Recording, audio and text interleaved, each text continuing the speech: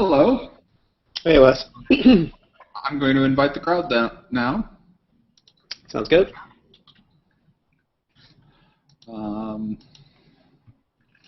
Welcome to our show. And I am going to post the broadcast publicly. So we are now on. Broadcast video is live. Very tiny little messages. I'm going to put you up on the link. I have strange things behind me. All right. And we are being recorded now. And so, of course, the standard rules of this go, and that is no copyrighted material. And welcome to Hangouts Live, everyone. So I've invited 15 people to join us. Bhavya, I guess, can't make it, or is she going to join you in the room, or? At lunch at the moment. Got it. Okay. And since we haven't got anybody, I'm going to invite the public now, since my 15 invites don't seem to have done anything. So we are public.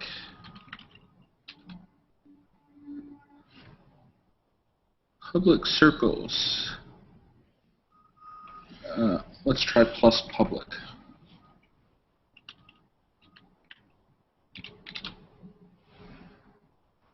There appears to be someone who calls himself Public Circles. Oh yeah, I've seen that. Which is annoying. We had a request to add Google TV. Ah, there's someone. We had a request to add Google TV. Ah, there's someone. Hey, Leon. Hi, guys. Let's see. Invite and broadcast. Hi, guys. Who else should I invite here? Well, I've invited my extended circles, so anybody who knows me is now invited. I apparently can't invite my extended circles, so anybody who knows anybody. Okay, and I'm going to get some headphones because I'm now hearing me talking seconds. Sorry, that was me. Oh, okay. I Cool. think I had the air on. I was clicking on the wrong thing. Okay. So, Leon, I've had a chance to look at your app. Great. Or at least a beginning thing. So, couple little points. I'm still getting through it, but what I'd suggest is two things. One is if you've downloaded the TV app, I would put up two critters. One would be a barcode or a QR code for downloading the app to your phone. Okay. And the second one would be a QR code for connecting with your phone. Connecting? I don't follow. What do you mean?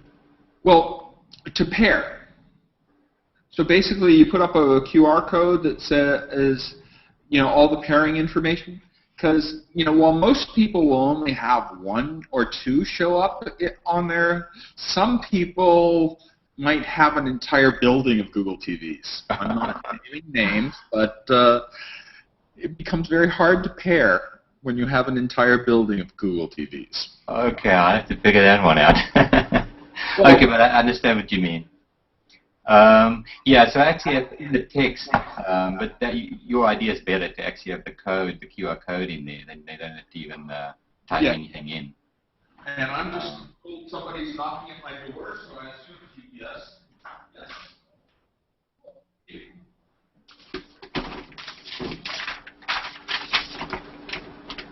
One of the things of doing these things from home. But yeah. And beyond that, I haven't gotten very far on, which I apologize for. And I see in the stream there's a join this hangout. So I'm somewhat surprised all these people who asked questions sort of wandered away. Do you have any specific questions, or? No, actually I was going to sit out this week because I didn't have a long list. I've got some minor things, but I'm still kind of debugging. It might not even be an issue for you guys. But generally, I think last time I asked, maybe the week before, in terms of just tracking bugs, I'm just curious. Well, let me just mention the one bug I'm getting very often now is that folks are saying that the Google Chrome or the Chrome browser is not launching properly on Google TV. In particular, it's like a white screen, and I know that's the only app that does that. When it starts up, it just stays there. It never goes to the next level where it actually, starts loading the page. So in my app, I'm actually using the Fling mechanism to send Google TV a URL to the web server running on the phone so that you can share photos and videos. So I'm relying on that Chrome browser to show the photos and videos, and then it gets stuck. So the only thing I've been telling people is just reboot your Google TV, and then it just seems to be fine after that. But clearly Chrome seems to get stuck in some kind of a mode where it doesn't really matter what URL you load, it just stays on that one blank screen. So just in terms of that one, but generally in terms of the bugs, if there was a way just to kind of know that you guys are working on it, what the status is, or some kind of tracking. Have you written me an email about that? And I don't think I sent you an email. I think I mentioned it in one of the Hangouts, but let me do that too, so that's kind of official.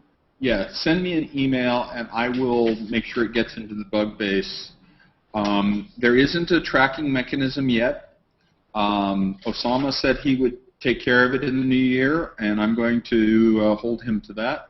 Okay. Because I sure as hell don't know how to do that. Yeah. Well, I have an idea, but what I would do would be different than he's thinking. Yeah. So, yeah. I mean, the one they have for Android is quite nice. If even it was something like that, or even a subset of that, that could be very useful. Okay. Well, Yeah, that's what Osama wants to do. Yes, Paul. I was just going to say that probably likely candidate is either we'll get a special component in the Android issue tracker, Okay. or we might potentially even open up our own Google Code issue tracker as well. So, Okay. but they look essentially the same to most developers. Yeah. But I mean, a lot of stuff I think,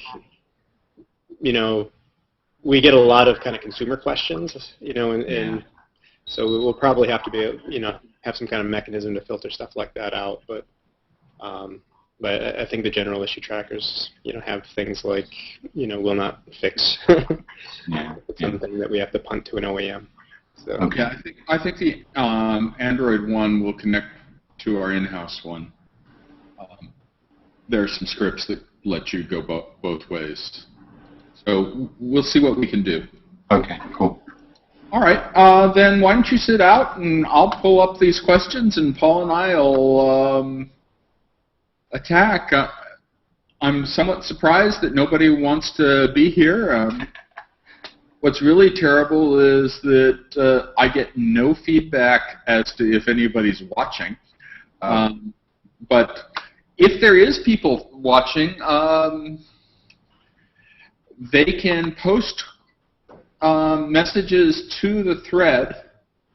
I'm watching the threads. So that's my comment on that. I see multiple join this hangout buttons. So I'm hoping other people do too. I actually have like 4 of these. Okay, so you can. Okay, Nikki says that he's here. Okay, good. That's helpful. And as I said, Leon, you can drop off if you want, and we're just gonna join the public one. Okay, I'll look at the on-air one. Thank you, guys. Okay, cool. Bye. Talk to you soon.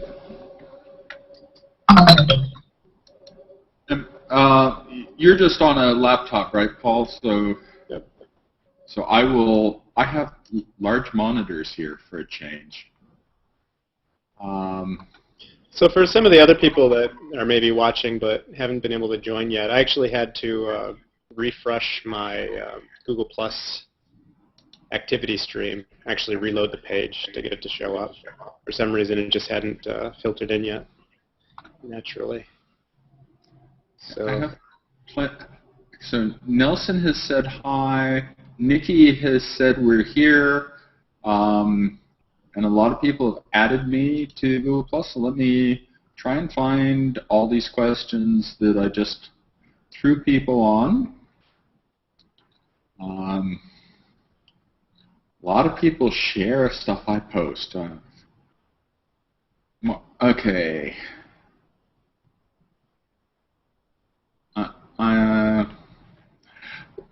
Have you thought about what kind of apps you'd like to see, Paul? Me? I've still toying around with the whole home automation idea right now. So,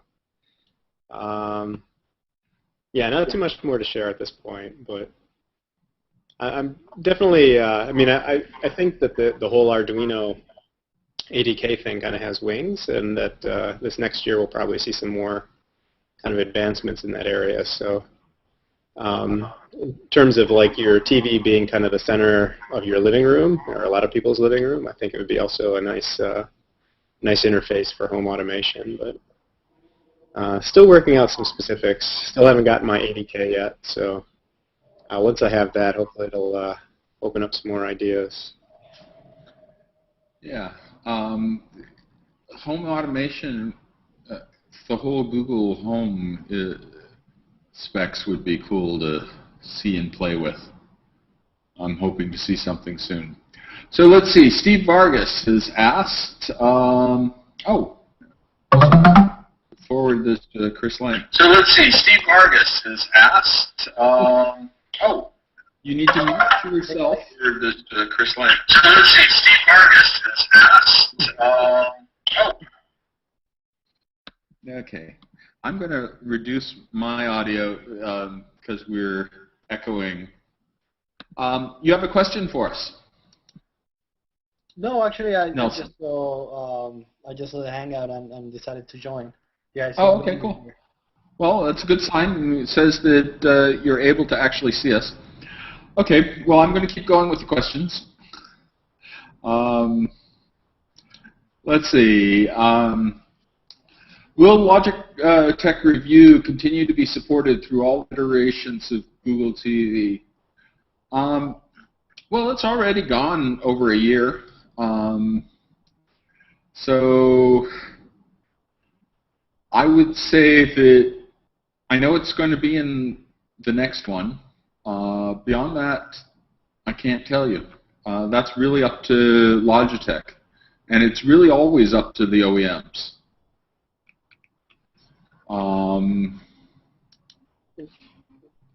Yeah, I believe they are definitely interested in kind of the next round of patches that we're going to be releasing. So, but beyond that, I think it is really Logitech's decision. Yeah. Let's see. Will the TNT and TBS apps be returning to the Google TV? Will the Android market get an update so we can purchase music through the market instead of going through the Chrome browser? That's a good one, and I have not been on campus, so I wasn't able to go talk with anybody who's involved with Android market on TV. And as far as TBS and TNT, that really is a question for Turner and not us. Yeah. I mean, they are actively working on the market. I don't know exactly what features are going to come out first, but music makes sense. Movies potentially make sense. I mean, there's a lot of features that they potentially could and should be working on, and they are definitely working on some new features. So.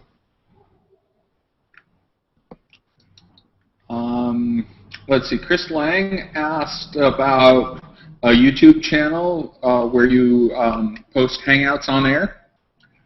Nope, but I guess there should be. I honestly haven't had a chance to watch last week's, and I'll try to schedule time for watching this week's. In fact, maybe this afternoon will be watch video day instead of and post them. So, Alexander, please bring someone to answer my media-related questions. Well, if you send them, we can probably... We started some of them last week, and we probably could answer more this week. We are working on redoing the video list so that it has all the Android ones plus the Google TV add-on media types. But we certainly are supposed to support all the Android public media types.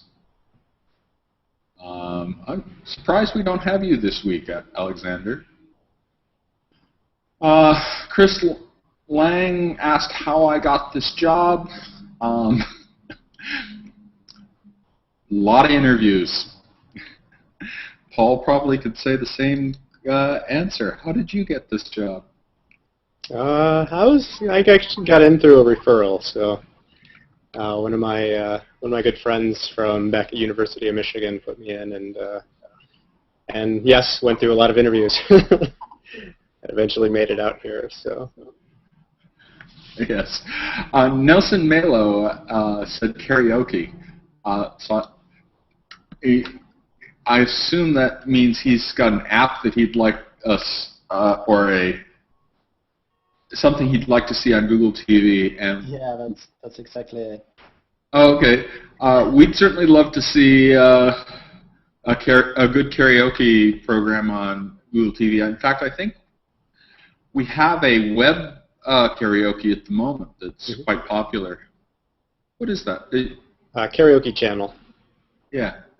So if you look in Spotlight, you can find the karaoke channel. Spotlight, okay. I'm actually working on one right now.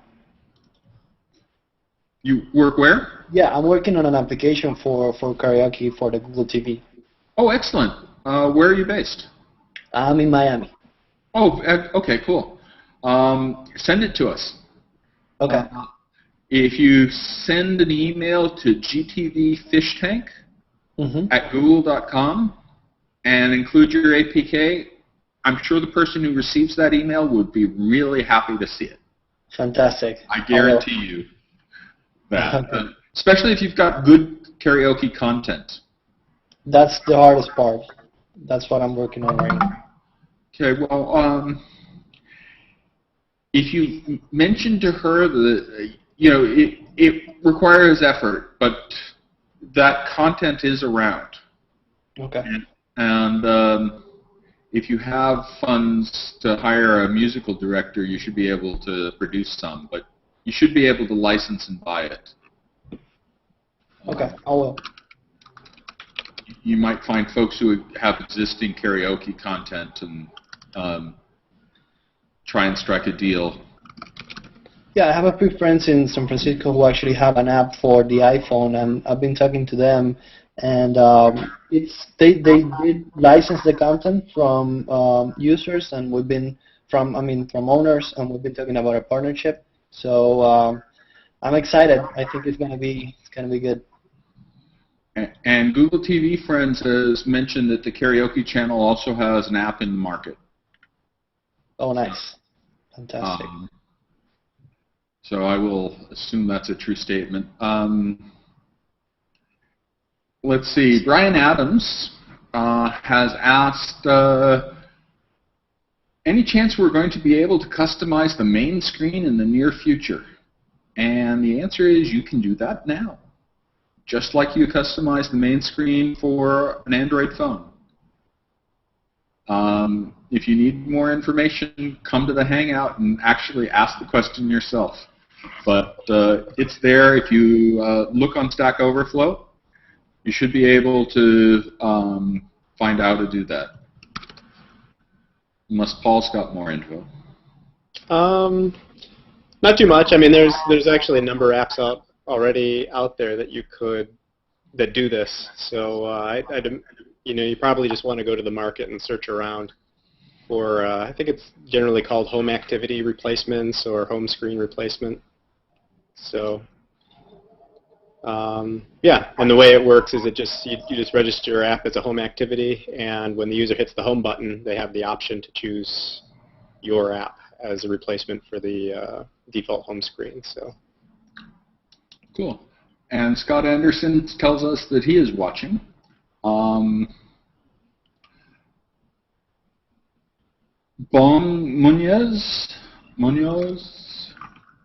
I apologize. I'm sure I've said things wrong. Says, will Google TV API have support for third-party hardware, the Microsoft Kinect and webcams in particular? Somebody's got to do that, and it's really not our gig.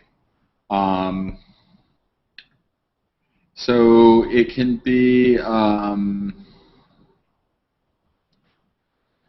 Kinect requires some effort, and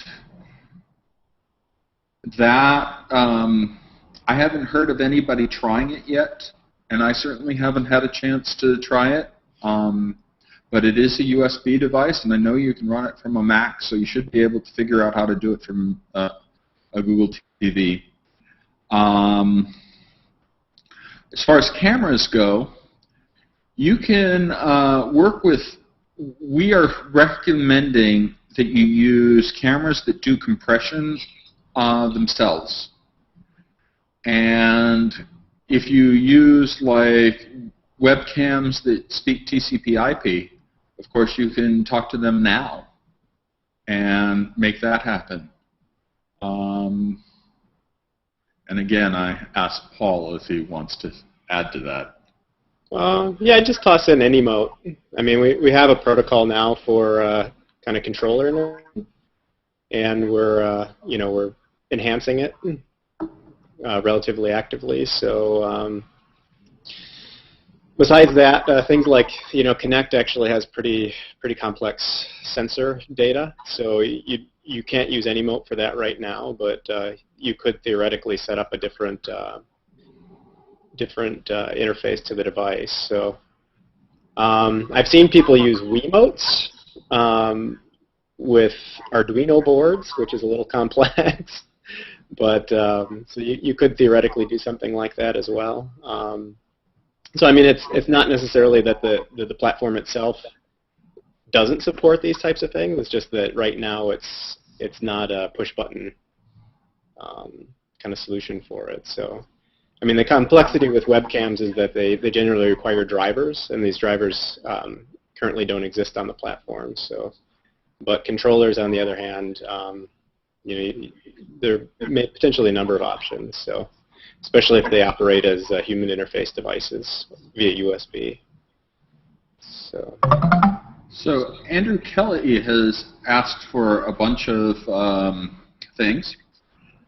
And so I'm going to ask them serially. There are about 4 questions. And then we've just had Neil Gilbert join the chat. And then we'll go to you after 2 or 3 of Andrew's questions. So number 1, let's see, I should click on me so that Paul's not the only one in the feed. Is there a way to set my Google TV location to Sydney, Australia? My Logitech review only seems to support US zip codes. I realize there are no media partners yet, but it'd be nice to have maps, etc., know where I am. That's coming soon. Will the hardware support microphones to allow voice commands to control the interface? Wow, that's a big jump. Supporting microphones is a challenge. Though that's probably doable. Again, you'd have to do your own USB driver, but the Android has enough USB stuff so that you should be able to connect one. Getting from that to voice commands is a bit more challenging because you'll have to have code to do that. I don't know if we've exposed any of our Android voice APIs. Paul? Yeah, I believe that Android has that. So, and that's what kind of, the precedence for this is actually using the, again, using Anymote and using the microphone on your phone. Otherwise, I think we're back to the same problem as with the drivers. If you're thinking about doing it over USB. I don't know if there's a universal driver for USB microphones. But worth looking into. If there's an easy answer for it, then USB might be a good option. Yeah, actually, it's something in Leon's world. Leon's doing a lot of work with remote controls and on phones and tablets. And perhaps he can look at tying into the Android voice stuff. That would make some really cool proof of concepts and probably nice features for users.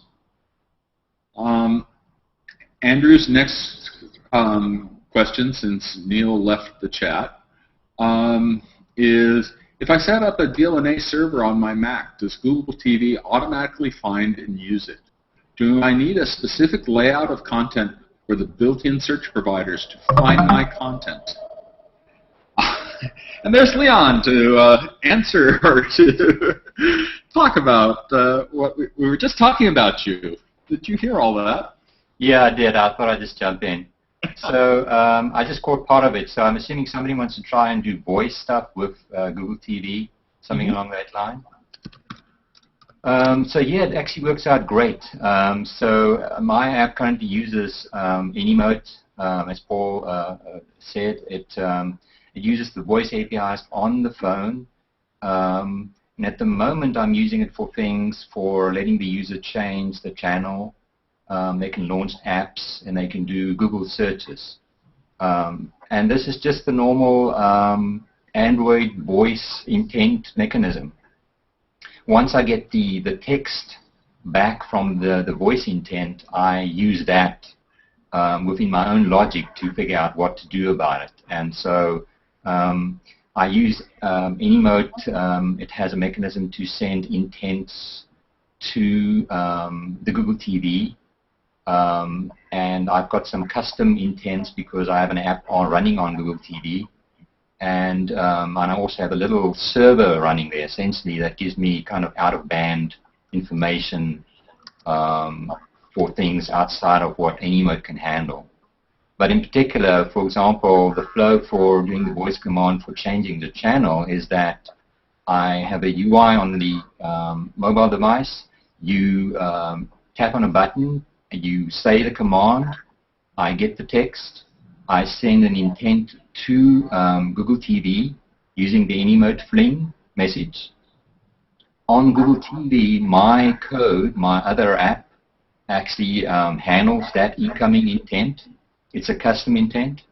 I then use the channel listing provider that's part of the Google TV APIs.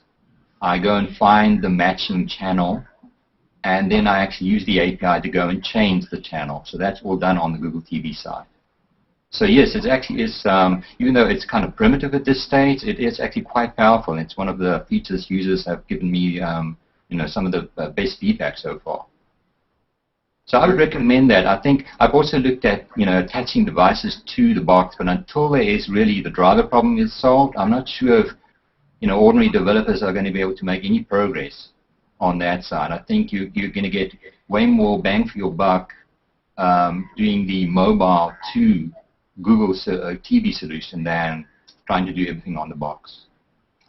And just in case they'd like to try it out, what app is it that you have?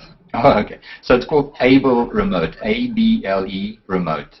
It's free. You can get it on the market. Cool. All right. Thanks.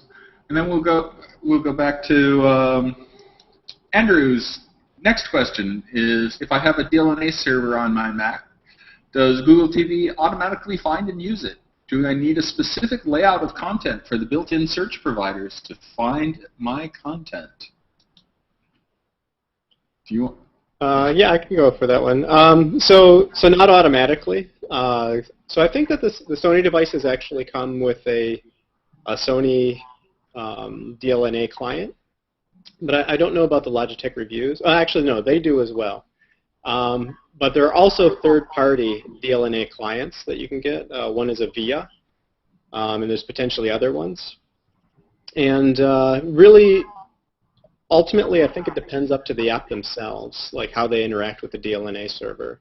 My understanding is that there are some kind of complexities with it in how you actually kind of index a server, but it's really up to kind of how the app is written. That being said, I think if you plug the device, like if you're using local media, kind of out of the scope of the question, but local media,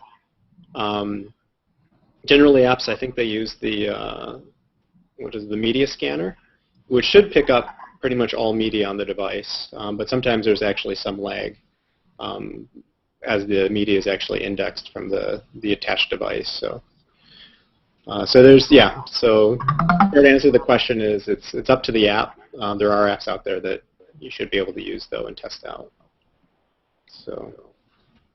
Okay. So can I ask a question about that indexing thing you just mentioned, Paul? So yeah. Whenever you attach a USB device, so that's automatically indexing? There's no way to say no? I'm sorry? So you said it indexes the media on the attached device automatically, so there's no way to say don't do that? That's a good question. I think that's app specific. You know? Right. So the class that I'm thinking of is I think it's the media scanner class, or media scanner connection. The reason I'm even mentioning this is because it seems to take awfully long to do that. Right.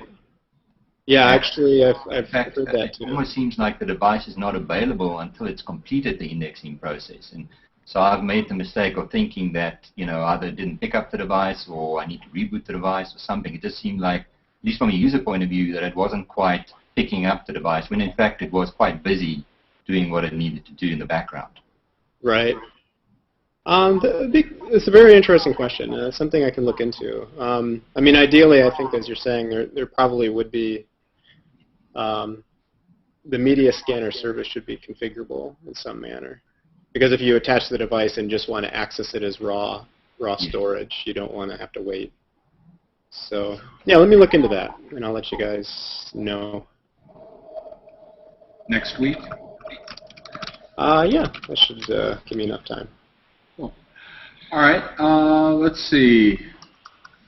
There is one more question from Andrew, and then I'll bug Nicholas, who just joined. And so, will there be a way to monetize revenue from traditional TV advertisers in our apps, or are we limited to things like AdMob SDK? Could my app promote an upcoming TV series through a banner ad? And then Chris Lang responds to Andrew saying, what you were talking here is CPA offers. Take a look at offermobi.com and offervault.com to learn more. This is where big money is made, but most don't know about it. Yeah, I don't know about either of those things that Chris is talking about, but certainly there are other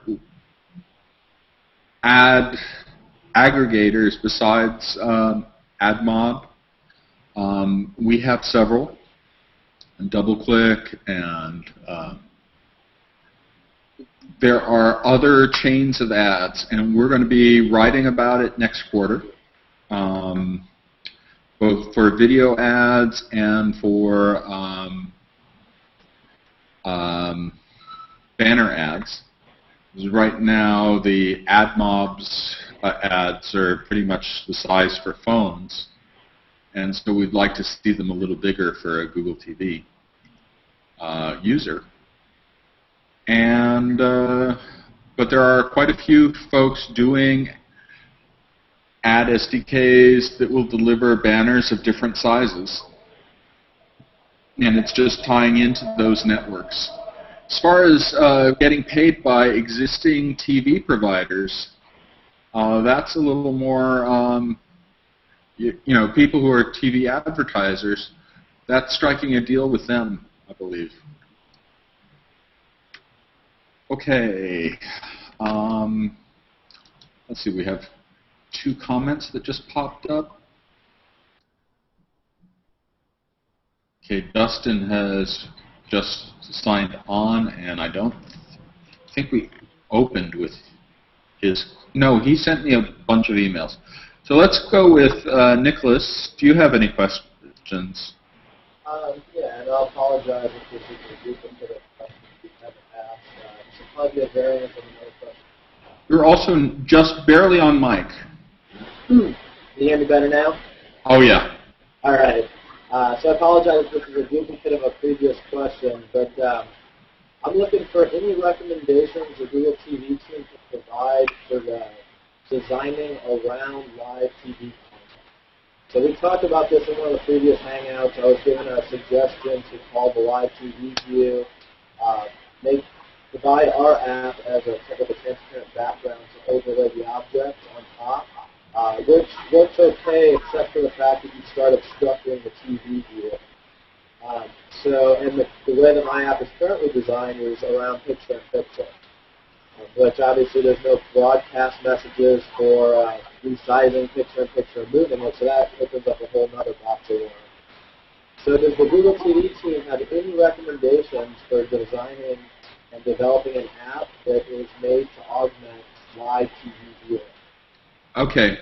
I barely hear you, so I'm going to do the gist of it. Feel free to enter into the chat window corrections, because, as I said, it's real hard to... So there are some ways to overlay live TV. They have issues.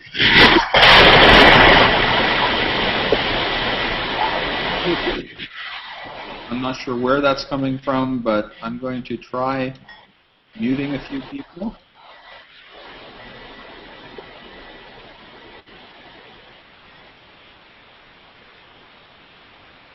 No, I don't think it's on Paul's side, so I'm not going to, but it's still with us. So I'm not exactly sure where that was coming from. Okay, so what we do is, if you do if you send a channel change intent, oh, why am I on Leon? If you send a channel change intent, you can,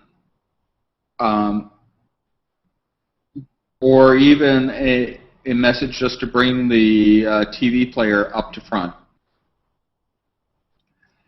You effectively can, and then send the intent to yourself to bring up an activity that has a transparent background, at least in the areas where you are not going to put content. You can have the TV right behind you. Okay, so what that means then is that your app is now getting all the remote control signals. And so you'll get volume up, down, you'll get pause, play, you'll get channel change intents, you know, the channel change buttons. So in a general case, this is not a win, because it's very difficult for you to pass those on back to the TV app. There are a set of apps, if it's for a specific TV show that you're wanting, or for a place like a bar, or where it's more controlled environment. You can create apps that are overlaid. You also aren't able to get information if the channel changes through some other means, like the user picks up a cable remote specific button and just enters in a random channel. Okay, all those caveats, but those are important caveats. When you have the overlay, you're able to have sections of the screen where you put your content and controls. So does that make sense? Yeah, can you hear me any better? It's still really hard. Okay, how about that? That's really horrid. All right, well, I'll do the best I can here. I'll scream if I need to. Are there any recommendations for ranking the content on the screen? There's a really good design document for global content to the left, then more detail, then more detail. Are there any recommendations for live TV content for a similar flow? Again, if you focus, I'm going to mute you again, or try to mute you. Okay, well, that's not working. All right.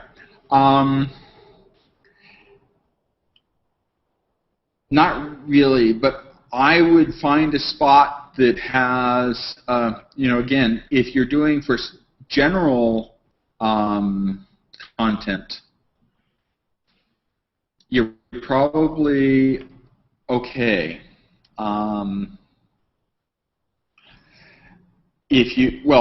It's not okay because somewhere you're going to cover up something interesting.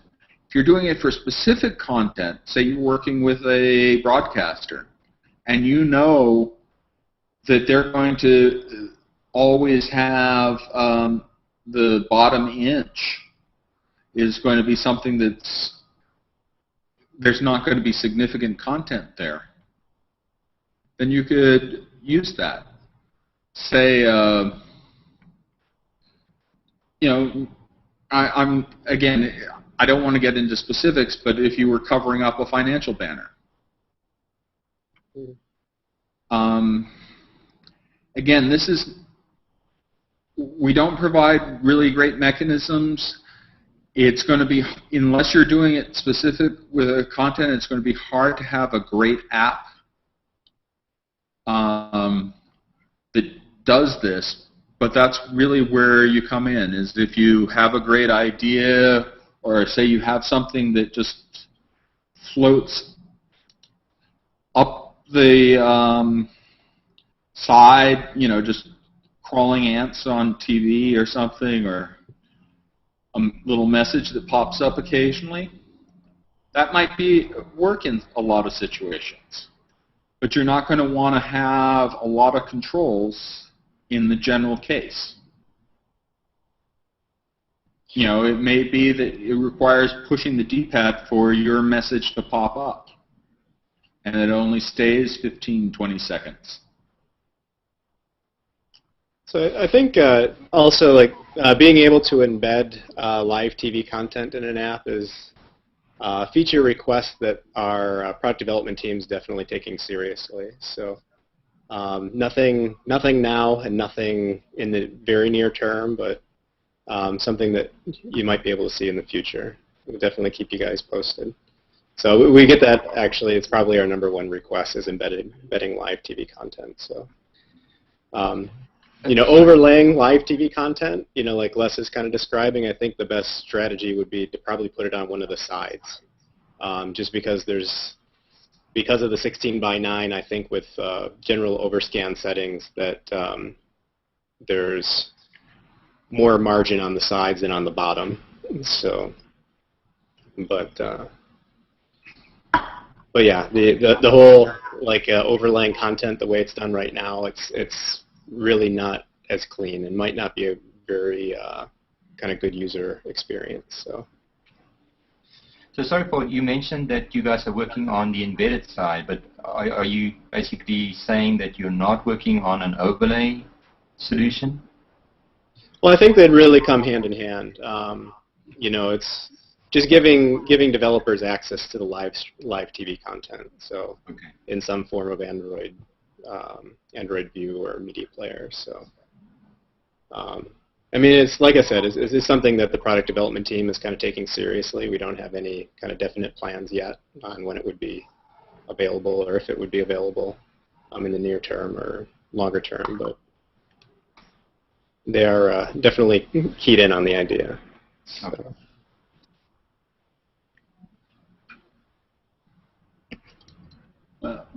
Apparently, Adam Rufkin doesn't like what we're covering. Let's see. Any other questions? Looks like we got a couple more in the comments section. Okay. Looks like Michael Tenhagen mentioned something about the app widget provider and whether or not they can increase the update period or actually decrease.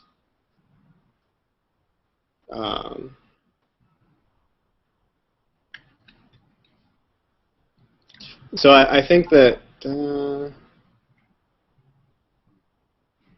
it's actually a really interesting point. You know, I think a lot of it also having going below the minimum of 30 minutes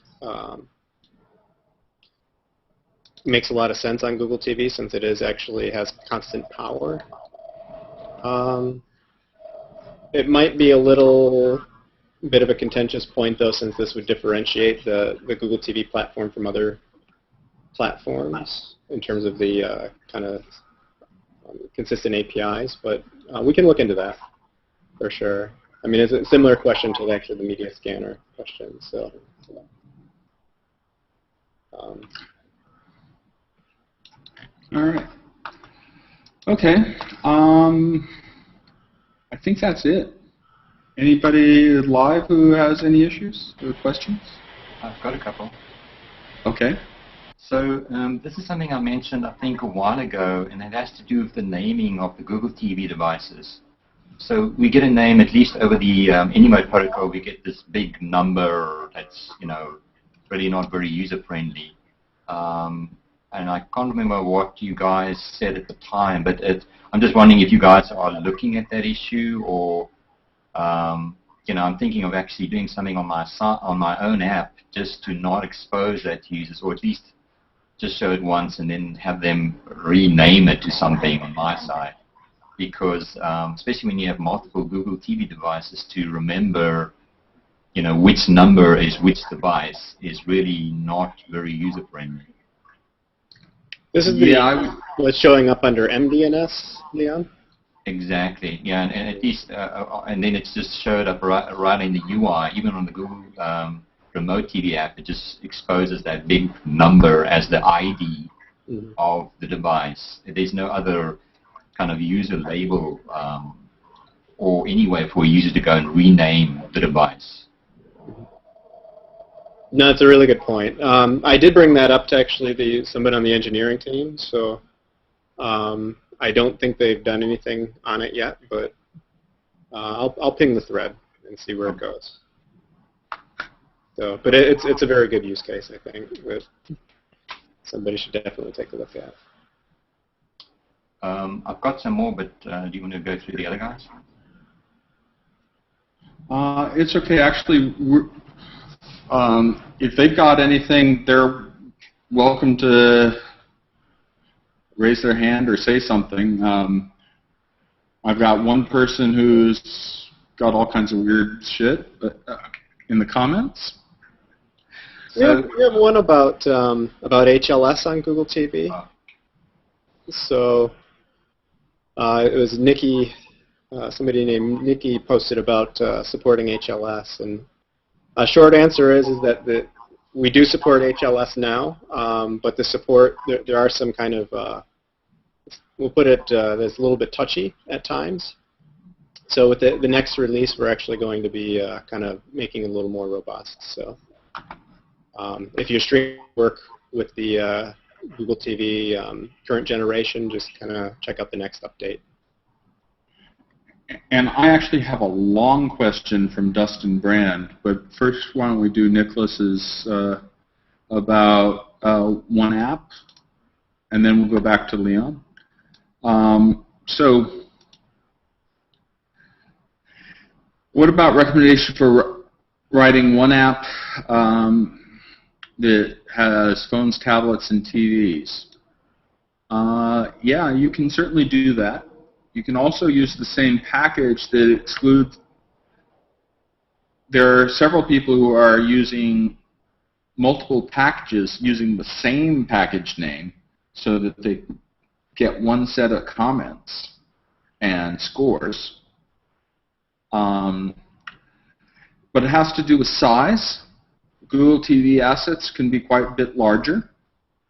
And so you don't want your app that still runs on Android 2.3 or 2.2 even to be huge.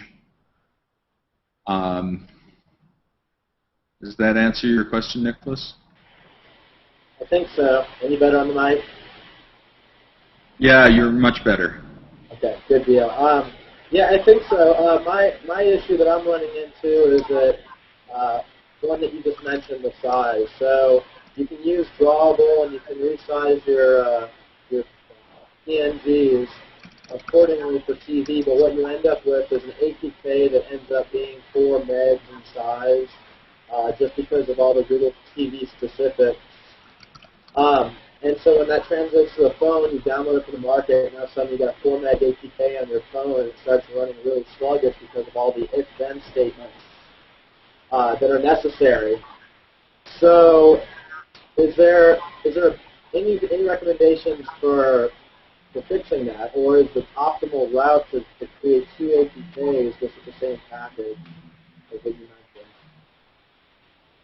I think that's really the purpose of the multiple APK support. So, so you can create 2 APKs, same package, release them under the same app. The trick is how you actually slice up the features, because the APK that has the touchscreen feature won't show up on Google TV. But then the other one, the APK that you do want to show up on Google TV, you'll want to make sure that it uses the ComGoogle Android TV feature. So, and that way Google TV devices will get one, and then all other Android devices will get the other one. And the way that you set up multiple APKs is using the SDK level. So the Google TV one can be SDK level 12 or above, or even 11 or above, whereas your phone and tablet app can be, any minimum to above. But they can't have the exact same SDK level. Okay. All right, great. Thanks. That answers it. Okay. We have one from Nelson asking about games plan on Google TV. I'm a bit concerned about the review CPU being bogged down by GWT plan. And maybe he has more to that. GWT actually is pretty lightweight, so that's not where the performance issues are.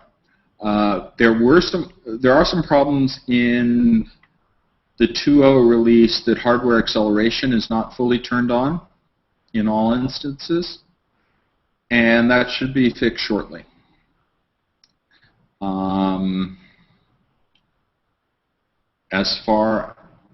And if you finish your question, we'll address it more. But No, thanks. That was it. Okay, cool. Awesome.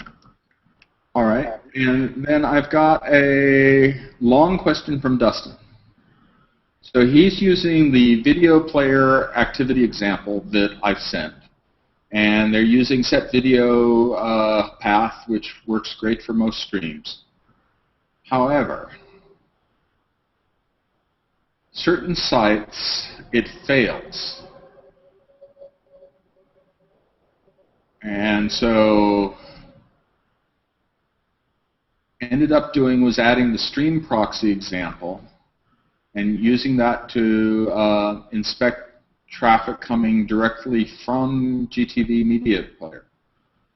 What he found was a request URL, probe user agent, GTV Media probing, connection closed, video audio codec set. Yeah, this is actually a serious issue.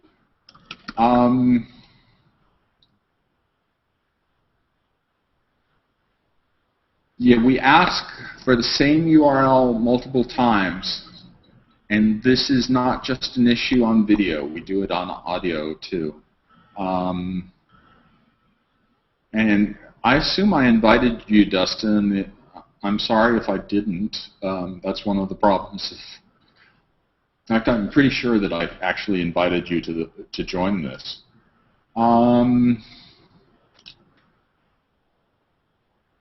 Yeah, I know that that's an issue to engineering to fix this.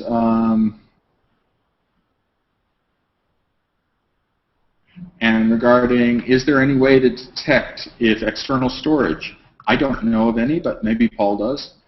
So the question is there an easy way to detect if HDT or external storage is attached and use that for downloads? We currently create a directory off of the SD card for our app, but apparently this is only using the internal storage, which for a 700 megabyte file is way too small. Will our SD card directory grow if when an HDD is attached? Or is the SD card limited to what the review specifically internally?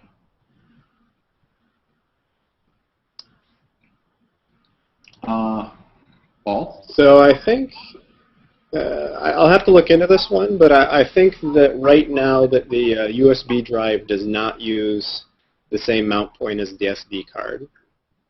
So if you do have an external drive, you're still going to be using the internal storage if you write to SD card.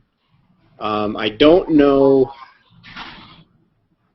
what the mount point is off the top of my head for the USB drive, or whether it's something that we've documented yet. I don't think it is something we've documented yet, so we'll look into it and see if that's something we can publish. And see if it's the same for Sony as it is for a review. Right. I think that might be part of the reason why it's not documented yet, is that there might be some inconsistencies. But we'll figure it out. And okay. Have an answer by next week. And we're almost over. Let me go back and see in the stream. Okay, Dustin says thanks. Nikki says thanks. And Adam is insulting again. It sounded like he was almost going to real questions.